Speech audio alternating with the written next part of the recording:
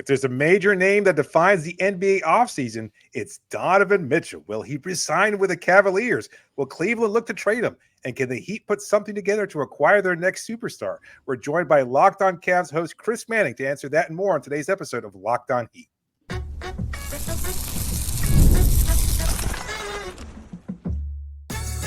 You are Locked On Heat, your daily Miami Heat podcast. Part of the Locked On Podcast Network, your team every day. You are Locked On Heat, your daily podcast on the Miami Heat, whether you're tuning in on YouTube, Odyssey, or your favorite podcast app. Thanks for making Locked On Heat your first listen every day, Monday to Friday. I'm Wes Goldberg, editor at allyoucanheat.com, here with David Ramil, both of us credentialed Heat media members, and fired up to be joined by Chris Manning, host of Locked On Cavs, also my co-host over on the Just Basketball Show. You can check that out on YouTube whenever you get your podcast as well. Today's episode is brought to you by LinkedIn Jobs. LinkedIn Jobs helps you find the qualified candidates that you want to talk to faster. Post your job for free at linkedin.com/LockedOnNBA. That's linkedin.com/LockedOnNBA to post your job for free. Terms and conditions apply. We're going to have the Donovan Mitchell conversation again, this time with Chris. Before we get to some of the trade stuff, there has been more noise out of Cleveland that the Cavs are increasingly confident that they can sign Donovan Mitchell to an extension this summer. Chris, what do you make of that reporting? It feels where we're headed. I would feel more confident, guys, in that was the direction we were going, and that's where we were headed if we knew what was going on with the Cavs coaching search. As we are recording this, still no word on what's going on with JB Bickerstaff. Still no official word on if he's coming back. The reporting and that same, big athletic piece that I think has been the most cited in this whole discussion and with Mitchell was that Mitchell was, I think, fresher with Bickerstaff. I think that was true. I think it's pretty clearly time for a change. It hasn't happened yet. Wouldn't shock me if I'm Donovan Mitchell, if you're like, are we really running this back? Are we really doing this again? And maybe that opens his eyes to wanting to do something different. Could be the case for a lot of guys on the team, if I'm being honest, but Mitchell's the one with the sway, with the leverage. But it feels like where that's headed. I don't have a reason to doubt guys with, frankly, better sourcing than me, but it feels like that's where it's headed. That's the vibe. It feels like that is where we're headed. I think that means a remaking of the Cavs roster. I don't think anything's exactly off the table as of yet until the ink is dry, so to speak. But yeah, I think that feels like where we're headed right now. Does it behoove Cleveland to prioritize Donovan over everything else? Because we've already heard reports that Darius Garland would want to trade if they re-sign Donovan. Now they have to fire Bickerstaff. Who knows whether other dominoes might fall as a result? But it's basically prioritizing Mitchell over everybody else on the roster. And how does that shake up with everybody else, in your opinion? I think you have to, right? I mean, to me, you've already spent a ton on him. You gave up all these picks. You gave up Lowry Markkanen, all this stuff, right? You aren't going to get back a full dollar. I know from texting Wes about this over the last several months that the offers you guys are going to give me later are going to be like 3 dimes and a couple pennies. You're going to pat me on my back and say, have a nice day, chap. Okay, that's what you're going to tell me. You're going to say, enjoy it. Never used chap in a sentence before. You're welcome. First one. They're not going to probably get like a full dollar back. And maybe like there's a deal out there, maybe like Houston, but like the pick situation with the teams that would want Mitchell is a little wonky right now. It just is. So they're probably not getting the full dollar back for Mitchell. I also just think he's clearly the best guy. I'll ask you guys this, turn it on you. Has anyone else on the Cavs roster in the last year acquitted themselves where you're like, hell yeah, I want that guy the next year, right? Donovan Mitchell was arguably, shout out, Heat legend, Heat lifer. But has anyone, Heat culture forever, baby, but has anyone else on that roster in the Heat, in the Orlando series, in the Celtics series, no one else to me was like, yeah, I'm riding with that guy in the playoffs the next couple of years. Like, let's just push this Mitchell thing as far as it goes. You already put your chips in. Let's just go all in again. And if you leverage the middle ground here, you run the risk of like ending up where the Wizards are in like 2 years. Well, I'm on the record as saying I wouldn't trade Donovan Mitchell if I were Cleveland, if the offers that I got back weren't good enough. Like, the whole idea of risking this guy walking away for nothing, I think, is overstated, because 1 year, again, with Donovan Mitchell isn't nothing. You guys just went to the second round of the playoffs. That's not nothing. That's something. And he, like you said, he's the best player on the team. Evan Mobley and him, those seemed like to be the core pieces if Cleveland had their bones about it. But which is weird because the chemistry there is like a little off. Like Right. that hasn't been quite figured out yet. Yeah, and they do need to figure that part out. And if that is the future, do you move Garland and Jared Allen to try to kind of grease the wheels on that chemistry, getting a little bit better? My thing is this. It's if he doesn't sign the extension, can you afford to put all your dominoes in that basket, as we get used to saying here? But it's if they fire JB Bickerstaff, what's the appetite to basically hand the keys over to Donovan Mitchell if he doesn't have that extension in place where it's where maybe he has some say in who the new Cavs head coach is, and maybe he does have some say in whether or not Darius Garland gets traded? Like, what's the appetite for kind of going full tilt? Here you are, Donovan Mitchell. You are our star. We're treating you like no other star we've ever had other than LeBron James, or since LeBron James, rather. What's the appetite for something like that? I think I would. I think it feels like they would go that way to me, and it feels like that's the way it might go. I also think there's some changes in the back end, and that is maybe the unknown part of this, right? Dan Gilbert's a little more in control now. The reporting of late is also that Grant Gilbert, his son, who is more involved in the organization the last couple of years, is now gone from the organization. Still, will be around and stuff, was at playoff games, but is not going to be involved. Dan is back involved. I don't know what that means vis-a-vis Donovan Mitchell, but it means something for what's going to happen here. We're going to find out. I don't know exactly what that's going to mean here, but I could see a world where they're letting Mitchell have input. And honestly, guys, to me, I would just lean in on the Mitchell thing. That's a top 15 guy, 20 guy, whatever you want to say. Wherever you want to put him. That's the best guy you have. No one else is above a top 50 guy right now. No one's close. That's the playoff guy you have. That was a top 12, 10 guy in the playoffs. Yep. Just ride with that guy. And again, I think there's a world where if you go the other way and you don't get enough back, where are you in? You could see a world in 3 years where Garland stalls out, Mobley doesn't fully develop on offense. Your rest of your roster has some issues. You're already going to have some issues if you keep Mitchell in it with this roster, which we don't need to get into fully, but there's some issues. You could end up being like the Bradley Beal Wizards in a different way or something like that. And you're kind of screwed, I think, if you go the other way, if it doesn't work out. You have more leeway the other way. Would you feel the same way if Donovan Mitchell told the front office straight up, I'm not signing an extension here? Right. I think as a small market, you would have to, right? If he says, I'm absolutely not re-signing next summer, but maybe just, I don't know. The part of me would also say just call the bluff. Just one life, That's also not, but it's also not my, maybe you just do change the coach and you do make some trades and you go for it and you say, okay, we'll see this in a year. Because you've already, again, gone so far all in. You don't have your picks anyway. I don't know what the package. They'll know better than us what packages they're going to get back. Mm-hmm. Do you have a stomach to reset this fully when you're going to be expensive anyway? Because Garland is expensive already. Allen's extension eligible. Mobley's extension eligible. You're already expensive. It's not like you can reset and have a blank slate cost wise. You're in a weird spot financially on top of this. You don't really have a way to reset this exactly. So maybe you just say F it. Let's just let the chips go. David, you're shaking your head a little bit. Yeah. Yeah, I don't get it. To me, it's like having a disgruntled version of Mitchell that's basically saying, I'm out the door for a year with a solid roster around him. A solid, maybe not great, but a solid roster around him. Second round of the playoffs this year.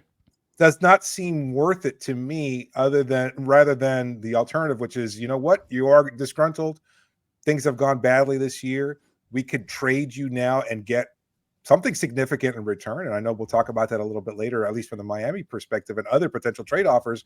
And we can still be competitive and build off of that retooled version rather than just let's keep this for a year. And then when things fall apart eventually, and they will, then we'll just go ahead and kind of start over. That doesn't seem to make sense to me anyway. So it's just an interesting perspective that you're bringing here, that it's let's just, screw it. Let's just go for one more year with Mitchell and see how far we can go, even if he's going to be unhappy. And already with the possibility of having to trade Garland and who knows what happens with Al. And I don't know. I don't get that idea of wanting to just prioritize Mitchell as good as he is. I get that, but I don't see why, if you would want to just keep him on the roster that badly and let the chips fall where they may in a year when you can kind of still stay competitive and maybe not compete for a title necessarily, but you may not have been good enough to win a title even with Mitchell. Clearly that was the case this year. So I don't know. I just don't, I'm not sure I understand that. I think the middle ground, is just the scariest place to be in the NBA. That is where I think I've gotten to. I actually think I probably agree with you more than I've probably said is where I ultimately end up. Like, I think you probably do have to trade Mitchell if he's like, yeah, I'm walking. I just think the middle ground is, I don't want to be the Chicago Bulls. I don't want to be the Wizards of the Bradley Beal era. I don't want to be the Brooklyn Nets. Yeah, but I mean, whatever you get back from Mitchell, along with Garland, who you'd keep there because you trade Mitchell, Mobley, etc. Like that's not the Beal Wizards. That's not the Chicago Bulls. No, but the year Garland had and the year everything this year was just so blah that it didn't indicate like the guaranteed future success you might have hoped. I think is the problem. I think that's the concerning part. So let's move on. We're going to talk about if the Cavs did indeed explore the trade market for Donovan Mitchell, because this is not black and white, right? Like Donovan Mitchell could tell the Cavs front office and say, hey, I'm not re-signing here. You should explore the trade market, right? Basically what Paul George did with Indiana several years ago. And then the Cavs could explore the trade market and decide, you know what? This is a good enough offer for us to go ahead and trade Donovan Mitchell. Or they could see what's out there and be like, we don't like any of this stuff. Screw it. Let's just run it back and risk him walking away for nothing a year from now. We'll talk about what the Cavs might be looking for in a trade offer that could actually pry Donovan Mitchell away after this. Today's episode is brought to you by LinkedIn. Maybe you could post a head coaching opportunity in Cleveland at some point on LinkedIn, because you know what?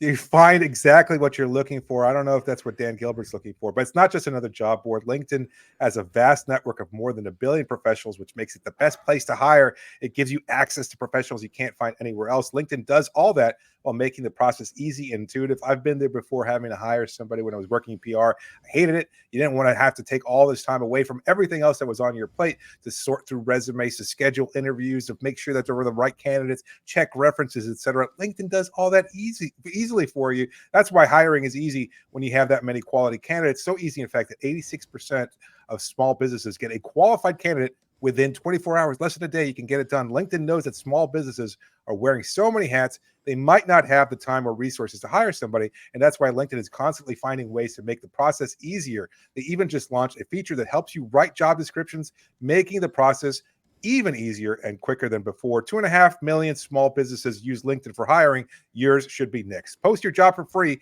at linkedin.com/LockedOnNBA. That's linkedin.com/LockedOnNBA to post your job for free. Terms and conditions do apply.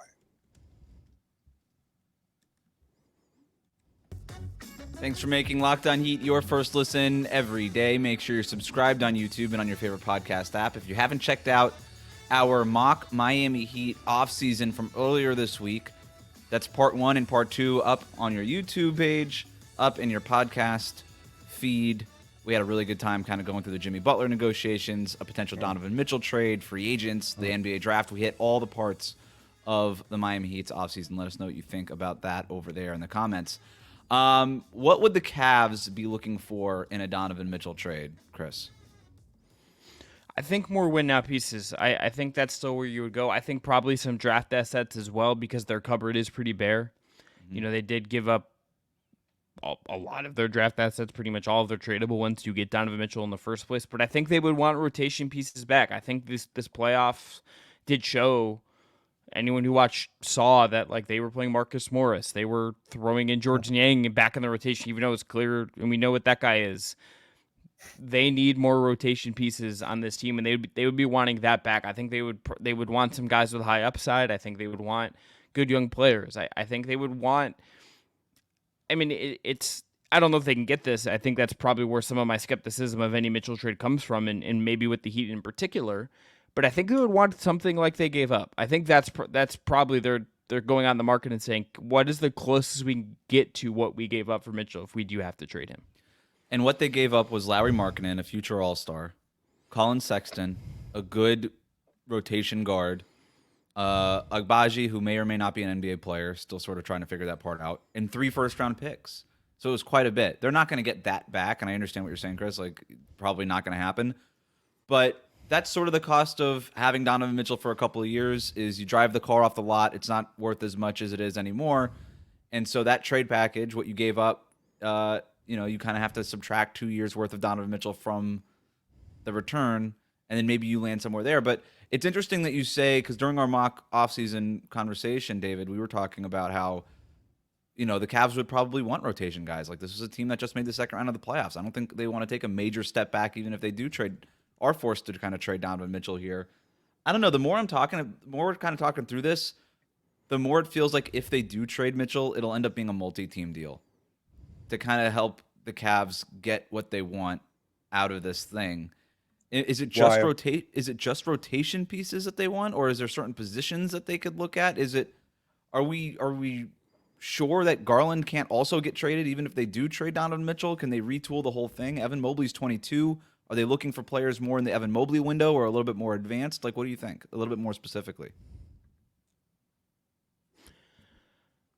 My challenge, I think, would be I think the coaching part of this comes in here because that's a good point.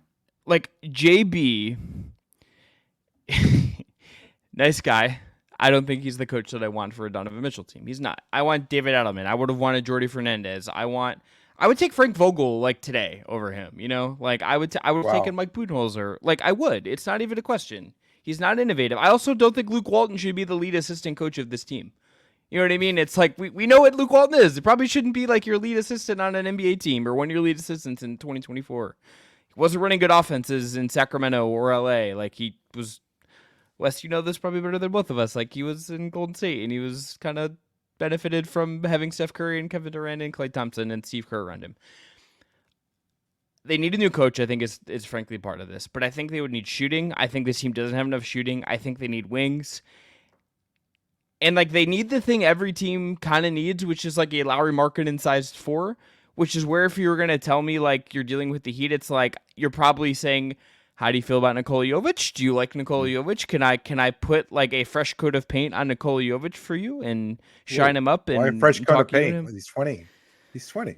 Like, I mean, we're talking about Lauri Markkanen, and Lauri Markkanen is benefiting from being in Utah, but it's not like he was good in Chicago, and it's not like he was good in Cleveland. Like, you didn't give up anything for Mitchell. Other than Can I be honest? Can I be honest with you? I thought you were joking when you said Nikola Jovic was still 20. I thought that was like a Jason Tatum is still 19 joke, and he in fact is still 20. So that's sick. Good for him. He's turned 20. Yeah, I mean he's a good player. Great. He started for a playoff team. I mean maybe we're higher on Jovic in around these here parts. And well, no, you watch him more. So it's one of the you watch more. So there are more. people. It's one of those things. There are people that are high on Jovic that don't have a Miami Heat podcast around the league. So it's. I think Jovic is a valuable piece, but to your point, Chris, like, is he a win now piece? No, not necessarily. But if you trade, I think if you trade Mitchell, you're probably a little more comfortable. Like, Garland is younger and Mobley is younger, right. Where even if they are expensive, you're probably more comfortable with a slight step back where you're like, okay, we're the 6th seed next year. We're still building up towards something where it's like a half step back. Even if it's not the easiest sell to your fan base and it's not super fun, it makes more sense logically timeline-wise. Garland's 24, Mobley's 22, Jovic is 20. There's another rookie on the Miami Heat who's 23 years old. They all sort of fit that timeline. So maybe it's more of not necessarily win now, but we want maybe the Cavs would prefer players with some sort of proven track record in the NBA. Hey, this is an NBA player. Like, Nikola Jovic is an NBA player. Jaime Jaquez Jr. is an NBA player over a draft pick from the Phoenix Suns that converts in 2029. Like, it kind of feels like, hey, let's go get some guys right now who could be part of this roster. Like, let's start moving forward with this build. Even if we have to take the step back, we're kind of building into this new Evan Mobley, Darius Garland window. Is that am I understanding you right? And that's basically what you're saying here? Yeah, and I think too, like, the cost part of it is going to matter as well. It's just like we are in this world where like aprons are going to matter. It's like Garland was the most expensive player in the Cavs last year. Mobley's your rookie max extension this year. Max Strus is making a lot of money. If they want to keep Isaac Okoro, they have to pay him this summer. Jared Allen, I mean, he's probably traded, but if they trade him, they're not just dumping his salary. They're going to bring back a player probably making around $20 million or two players making about $20 million. Like, they're probably going to need some sort of cost adjustment. Or if they trade Mitchell, I mean, it's going to have to match in some way, shape, or form, right? Like there's going to be one big player coming back. So it can't just be like when we get to, I know we're going to talk other potential trade partners and maybe debate these. There's like a team that is interested. It got reported as on Tuesday that interests me, but there's a cost like prohibitive kind of problem to it when I think about it. Well, you teased it already. We'll do that after the Shout break. out. Yes. Locked on professional here. Today's episode is brought to you by eBay Motors. Passion, drive, and patience. The formula for winning championships is also what keeps your ride or die alive. eBay Motors has everything you need to maintain your vehicle and level it up to peak performance. Superchargers, roof racks, exhaust kits, LED headlights, and more. Whether you're into speed, power, or style, eBay Motors has you covered. And with over 122 million parts for your number one ride or die, you'll always find exactly what you're looking for. And with eBay Guaranteed Fit, your part is guaranteed to fit your ride every time or your money back. Because with eBay Motors, you're burning rubber and not cash. With all the parts you need at the prices you want, it's easy to make your car the MVP and bring home huge wins. Keep your ride or die alive at ebaymotors.com. Eligible items only. Exclusions apply. eBay Motors Guaranteed Fit. Only available to U.S. customers. We'll be right back. Thanks again for making Locked On Heat your first listen every day. Make sure you're subscribed on YouTube and on your favorite podcast app. Like the video if you're watching us on YouTube. Ring the bell to be notified when new episodes go up. 5-star ratings and reviews, always appreciated on whatever podcast platform you use to listen to us. Chris, the team you teased was the Houston Rockets. Talk to me about the Rockets. Yeah, so like if you're trading with Houston and they're going all in, they're probably sending you Jalen Green, you would think, right? Yeah. But Jalen Green is extension eligible this summer. If you're trading for him, you're kind of just paying for him sight unseen without seeing how he fits with Darius Garland. And he's the same rookie class as Mobley, so he's extension eligible right now. And you're committing like full board to paying him, Garland, and Mobley without seeing them play minutes together. Does that make any sense?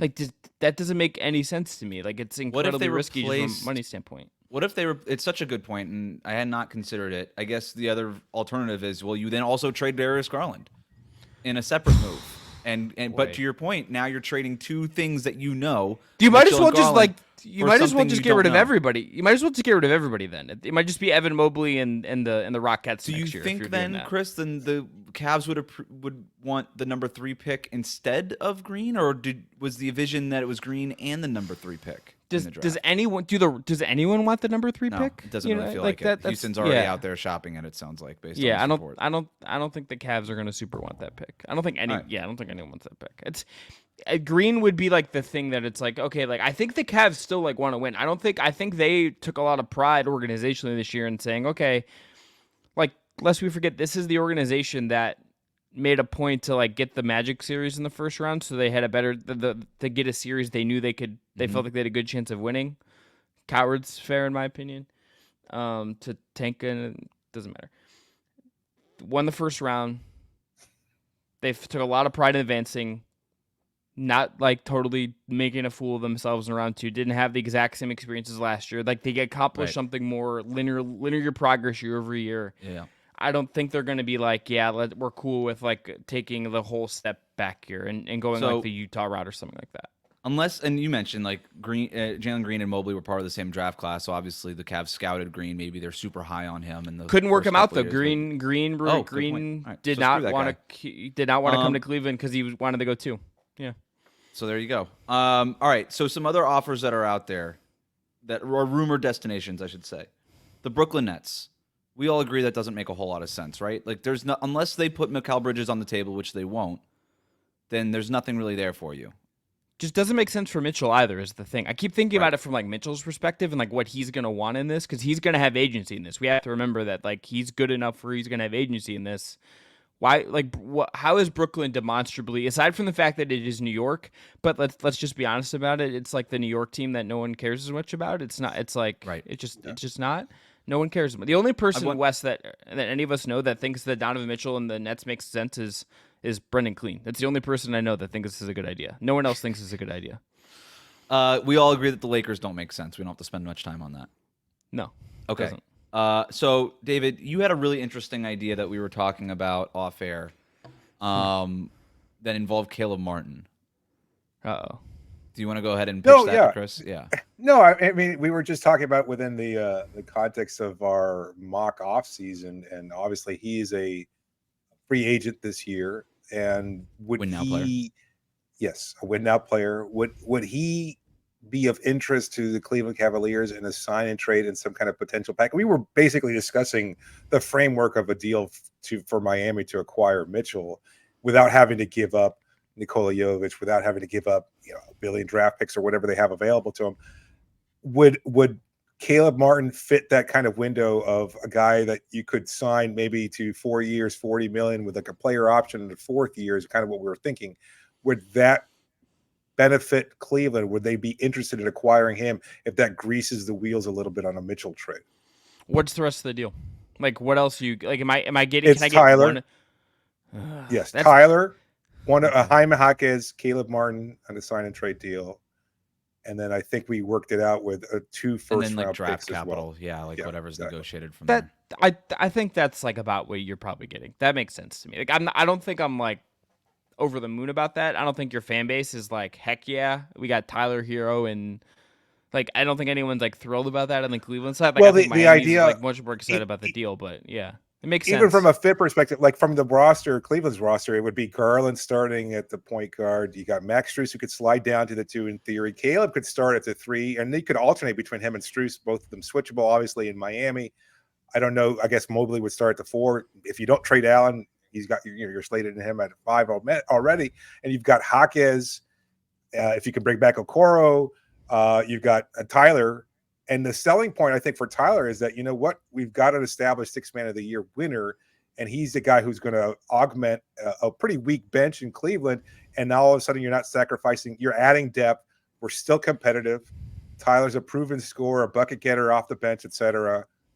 And along with Jaquez, who is going to slide into your wing of the future. Let's say Caleb leaves again in 3 years down the road. He exercises that player option, and the 4th year he leaves. Jaquez is already under contract, and all of a sudden you can just kind of slide him in there as well. So I don't know. It sounds like it's a good fit from a complementary roster perspective.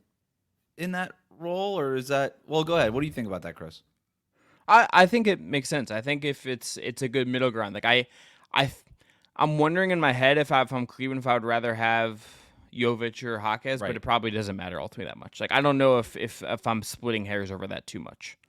I think the one complication, and I should reach out to a cap expert on this, is I don't think that you could do the sign and trade in conjunction with all the other pieces going out. So in terms of a salary matching part of this, you would have to find ways to match salary in another way. I think I have that correct. Unless Cleveland creates cap space somehow, which it doesn't. I don't think they have cap space, right? Yeah, it'd be very hard. It'd be very hard for them to create cap space this summer. So, but there's the other option too, is that Caleb Martin opts in, which he has not made that decision. We don't know yet, but we don't think that's happening. Wink, wink, nudge, nudge. We're gonna opts in, and then we pay you a year from now. So never. Can I ask you one thing about this from the Miami side, real quick, guys? Of course, sure. Does this make any sense for Miami if Jimmy Butler is like, hey, I want to play for the Sixers? Yeah. Okay. Because I think him and Butler is like kind of like perfect in a lot of ways. And I think Donovan Mitchell and Bam is even more perfect. Yeah. So if Jimmy Butler leaves, I don't think that if Jimmy Butler basically forces himself out of Miami because they just can't get on terms on an extension, then I think that I could see the Heat going even fully all in on Donovan Mitchell because they just don't want to. They do not want to take that step back, and anything that you get back in return for Jimmy Butler, you could then use to perhaps improve your own package for Donovan Mitchell, and maybe not have to give up, both Jaime and Nikola Jovic and Tyler Hero and all these sort of young pieces that you have, and you can kind of rejigger the window around Bam's. Do you want to explore that possibility? I mean, I know that's kind of just a basically adjusted trade package, but let's say you do wind up having to ship Jimmy to Philadelphia for 3 first-round picks and Paul Reed, basically. From a Cleveland standpoint, then, would you be willing to take Tyler Hero and more draft capital and not necessarily have another player? Yeah, like here's Tyler Tyler or Nikola Jovic. Yeah, it would be essentially it would be Tyler, one of the young guys, and then you would have to throw in like a Thomas Bryant or Orlando Robinson contract to get the salaries right, and then I guess, the 3 Philadelphia picks. Yeah, probably. I think I'd almost prefer that in some way because you get the picks and you could do something with those picks. And Cavs just don't have any first round picks, and that's at least like something you could do with. And like maybe you want the depth, like, but there is like the history. Strus is maybe like one of the few exceptions to this, but there is like the track record of Heat guys leaving Miami and then being like, oh, you're actually like not good outside of Miami. Right. Derrick Jones Jr. is starting for Western Conference. Took him Finals. 5 Yeah, years. shout out to him, man. Shout out to that guy. Just figured it fucking killing Second- it, honestly. Second Awesome. NBA life. Is there any other teams out there that you're thinking about that are potential landing spots? The one that's out there that's been reported, New Orleans, Memphis, but I keep coming back to the same thing. Neither with of them. the Donovan Mitchell's not going to commit long term in either of those places. Who's this year's Milwaukee that can just kind of swoop in there and up? You know, I mean, overturn the apple cart? it's kind of Miami, isn't it? Like Miami kind of feels like Miami's always involved with every rumored superstar, so I don't know that it's. I mean, to me, at least, in covering the Lillard trade and hearing all the scuttle about it, Milwaukee seems like they kind of just came in out of left field at the 11th minute. Yeah, 11th hour. Excuse me. What? Feels like it's Orlando, doesn't it? Ooh. That would be a real bite in the ass for Heat fans. Ooh. I mean, Mitchell does. I think deep down, like probably want to play for the Knicks. I just don't. I think you have to mention them. I just don't think that makes any sense for the Knicks. For sure. Yeah, it doesn't make any sense. Doesn't make sense for him either. Like Mitchell and Brunson doesn't make sense for either of them. What about the Spurs? Yeah. We keep trying to find Spurs like a point guard. The Spurs make sense for the Spurs make sense for Darius Garland. Yeah, but they don't. I guess you get back to the point of Donovan Mitchell probably doesn't want to sign long term in San Antonio. Yeah, whereas Darius Garland has like a bunch of years left on his contract, and it's like sucks, dude. You're getting paid a lot of money. Yeah. Yeah. Any final thoughts on this before we sign off here, David? What would you guys do with JB Bickerstaff?